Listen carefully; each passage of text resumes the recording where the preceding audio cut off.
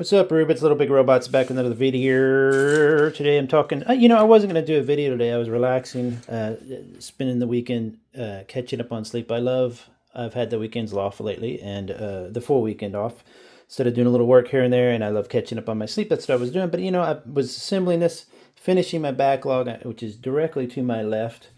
I'm going to be doing a video of my entire backlog. I think it's, I don't know, 10, 20, 30 kits, something like that. 20, 30.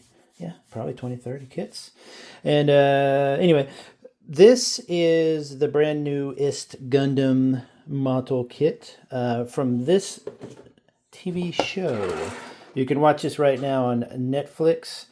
Just go watch, just Google Gundam Requiem for Vengeance. You can watch it on Netflix. Subtitle, I don't think it has any voiceover. Did it have voiceover? No, it was voiceover.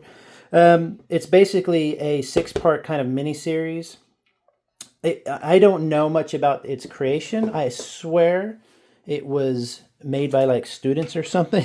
It uses the Unreal Engine, but it feels to me a bit like a fan film. Just a quick kind of review on it. The Gundam is kind of the bad guy in the series. Not really, but in that way, kind of going back to the time when they first start. I guess they're calling him the White Devil or something like that. I can't remember what it was, but great series. Don't get me wrong. The animation I think is pretty good. The weightiness of the Gundam and the Zaku and everything is pretty good, but I just the heavy-handed war is hell stuff that they do a lot in Gundam is so heavy-handed a lot of times. I was reading a foreword in a book about tanks, a fiction book about tanks, and the foreword was from a guy who basically said, I talked to this writer before, and the writer said, you don't need to talk so much about how war is hell. You just show it, and people will get it. And in Gundam, in Gundam series, a lot of them, they love to talk about how war is so horrible. And, and they scream at the screen and, cry and stuff and show bodies and stuff like that. But it never really feels that weighty. This one was kind of no exception. It kind of felt a little bit hokey, I thought. I think the voice acting was just really, really poor in some cases. Not to knock the effort. I think it was there was some really great work done on it. But go check it out and let me know what you think. I just think it was, I don't know. These giant machines that can walk around, a human is that tall, and cause, enough damage for a battalion of tanks and stuff. You really have to sell them as something that we've never seen on the battlefield before. Something that would be, why would you have a giant humanoid walking thing? What sense does it make if it doesn't create absolute chaos on the battlefield? They kind of got that with this guy. They showed him, really being dangerous and fast, but still not overly fast for the size of the Gundam. Like he could move and stuff, but it wasn't like he was in some of the animes where they move, like in space or whatever, super fast.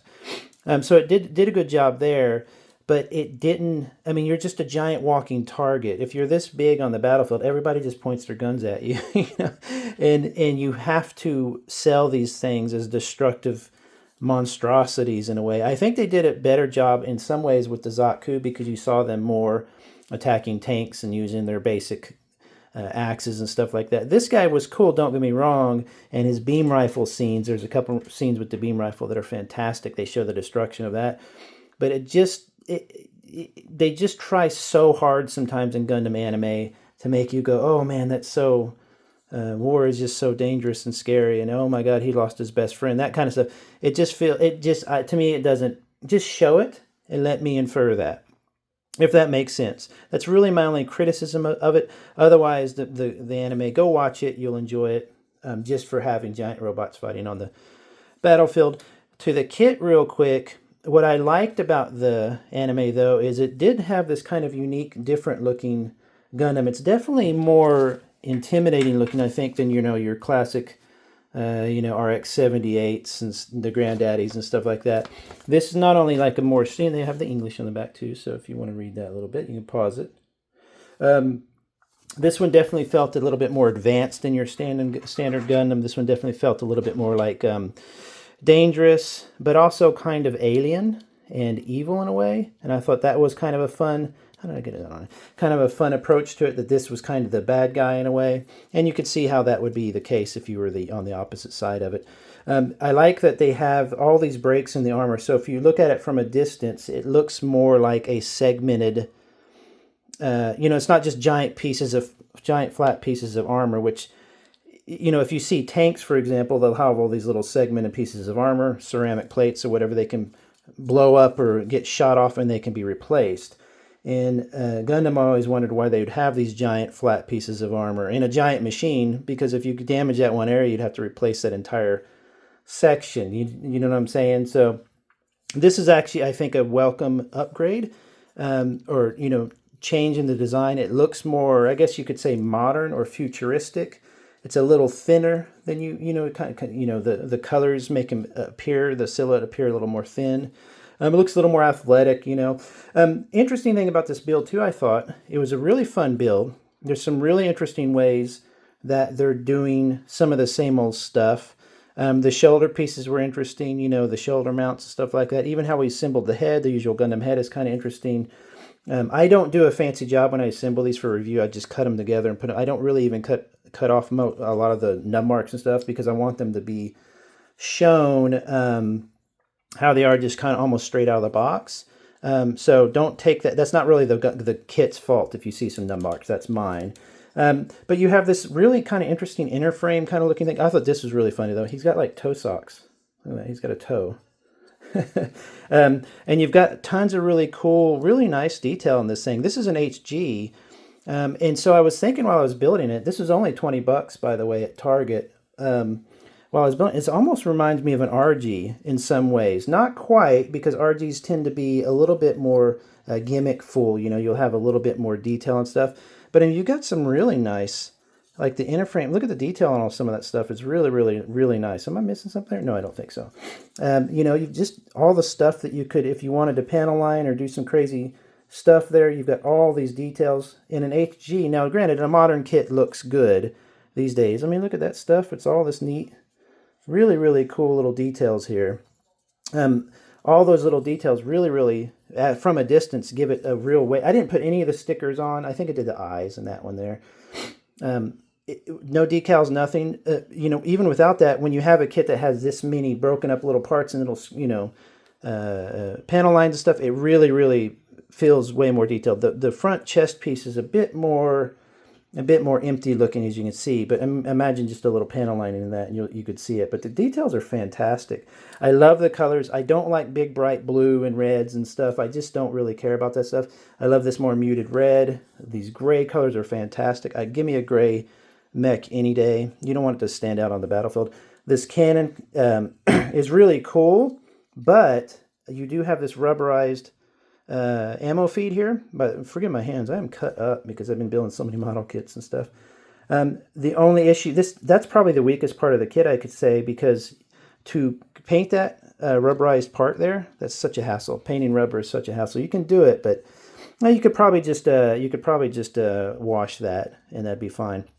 But that part was really, you can see the ammo feed in the back. Even the ammo barrel in the back here, kind of a dangerous area, but maybe not. It's cool. It's got actual room for ammo. A lot of these guns will pop out, like, out of the chest or something and shoot stuff. And where's the ammo going? There's some really great moments in the anime of when they're firing and the bullet casings they're firing. And of course, they're huge. We've seen that before in some of the other animes, but in this one, it felt a bit more realistic because it's animated, more with the Unreal Engine. So he has some cool little gimmicks. He has these little, thrusters, which again, I don't know that a giant robot could use just simple thrusters to like ninja jump through the environment. He's got to weigh so much, but I like these little parts here. They had the thrusters in there, and I think he had some there. This little gimmick pops up, and he's got 3 blades with them. The use of the beam saber was really fun. Honestly, I hate beam sabers as a concept. I think it's kind of goofy. It's very, it's Star Wars. It's a lightsaber. But when they make them feel very scary, that's interesting. And he definitely had a scary set of beam sabers on it. I'm not going to spoil anything about the show, don't worry. But there's some real fun in the show, but some real cringeworthy parts. Real cringeworthy parts. But again, It might have been lost in translation a bit. The voice acting might have thrown it off a bit. But you get this cool shield, which I liked quite a bit. I like the dull red, or not this dull. What is this? Kind of a maroon, dark, deep red. You know, they cover using all of this stuff in the anime. So he'll get the shield shot up. The beam rifle is just crazy. Oh, you hear that hawk outside. Sorry about that. The beam rifle is insanely powerful, which was really fun to see. I didn't even put the sticker in the beam rifle yet. I got a couple extra fists. I think this was a neck part. I don't remember where that... Anyway, that's all I had left, you know. And, of course, your standard issue beams. I never use these things. I wish... you know, I just throw the beam sabers into a big box of beam sabers. You can see all the decals and stuff I got, and stickers. I didn't get any. I didn't place, what, 1 or 2. So you can imagine this will look, when you place them, it's going to look like an RG, I think. I think it really has that nice, that level of detail. Not that level of gimmicks necessarily in the inner frame and stuff, but definitely, like all this stuff looks like it could pop out and whatever, but it doesn't. So they did a really, really good job of interpreting, you know, what was on screen. I'm not going to do this moves here and that moves there. I don't really care about all that stuff because you can imagine this is a modern kit. It's going to do almost anything you want it to do. I mean, come on, it's a modern kit. It's going to sit and reach and punch. You can pose it just fine, don't worry. Interesting crunch kind of thing, you know, but just a really, really interesting kit. I just kind of wanted to fire that off to let you know. Go check out the series, though. I think that you'll enjoy it. See, there's where you put all the stickers and details. But you will probably see that you probably have the same kind of reaction I did, which was that it's a bit cheesy, but I don't really care because it's all in good fun. And this kit is fantastic. It's a really tight, I mean, you can see how tight the parts are. Modern kits are just so sturdy. It's just really amazing to see what they do with plastic now, and the engineering is just a really fun build. As I was going along, it's one of those builds where you go, oh, wow, that's an interesting part. And that's, you know, as you're building stuff, like all this kind of stuff fit together a little bit differently than used to in a regular Gundam kit. So that was really exciting to see. I want to see more of that from the industry, but lots of fun. Still has that standard RX-78 look and feel, but a bit more streamlined, a bit more athletic, a bit more deadly looking. And I love, love, love the muted whites and grays. That's much better than that bright white and blue from the classic stuff. Anyway, my kitten's trying to get into my room, so I'm going to go let her in. And enjoy it. Go check it out. It's on Netflix right now. Do go support it and watch it, though, because we do want them to make more of these kind of interesting new takes on Gundam. Go check it out. Give it a thumbs up, even if you didn't like it that much, because in the end, it was a great series with some cringeworthy parts, and we want them to make a lot more. Great kit. Great kit. Go pick it up. Take it easy. Bye.